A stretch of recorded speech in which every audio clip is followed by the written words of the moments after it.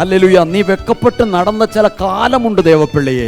ഉനക്ക് വെക്കമുണ്ടായ കാലങ്ങളുണ്ട് ദേവപ്പിള്ളിയെ. നീ നിന്നെ അനുഭവിച്ച സമയങ്ങളുണ്ട്, നീ ലജ്ജ അനുഭവിച്ച സമയങ്ങളുണ്ട്. നിന്റെ ജീവിതത്തിൻ്റെ തോൽവികൾക്ക് മുമ്പിൽ, നിന്റെ കഷ്ടതയ്ക്ക് മുമ്പിൽ, നിന്റെ പ്രയാസ സാഹചര്യങ്ങൾക്ക് മുമ്പിൽ നീ പലതിൻ്റെയും മുമ്പിൽ പോയി ആമേ സ്തോത്രം നാണിച്ചൊക്കെ തല താഴ്ത്തി നിന്ന സമയങ്ങളുണ്ട്.